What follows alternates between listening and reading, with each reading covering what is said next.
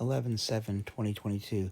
Please follow this analysis by Stephanie Rule and ask yourself, what were the Democrats thinking? In our friend Stephanie Rule, the host of the 11th Hour here on MSNBC, Part who has one. just joined the table. Hi, Steph. Good to be here. I want to ask you an well, it's not really an economic question. It's an economic messaging question.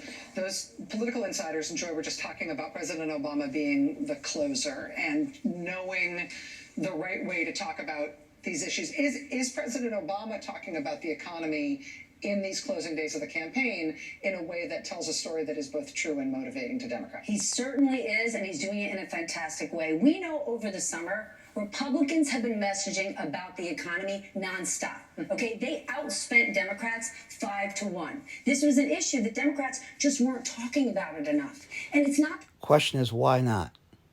that we have a good economy or a bad economy. It's a complicated one. And throughout the summer, Democrats were making a good argument saying, if you don't have a functioning democracy, there's no way you're going to have a good economy. However, that doesn't sell when people are at the grocery store. They're not thinking about that. And it was President Obama over the last week that reminded people, Republicans are pounding the table saying, you don't like the economy? Vote for Republicans. They're not only not offering a solution, in many instances, we're going to hurt Social Security, we're going to hurt Medicare, Medicaid. It's going to be detrimental to voters. And voters seem to be, in the last few weeks, realizing, oh, I need to pay attention to what I could get on the other side. He's been an extraordinarily effective messenger. The question is, was it too late?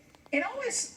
And this thing about cutting Medicare and Social Security, that started back in May 2022, that the Republicans were talking about that. Where were you, Democrats? Not President Obama. I'm talking about Democrats in general. Like when you say it's a complicated economy too, that's terrible political messaging. It's also terrible. It's also true. But I was talking with a friend the other day just about the issue about the job situation in her small town in Western New England, and I was like, you know what, the bottom line of the thing nobody's talking about is that unemployment is at 3.5%. Unemployment is like at build the man camps in North Dakota levels all over the country. Like unemployment hasn't been this low. And President Biden created 10 million jobs. Where are those commercials? 50 years.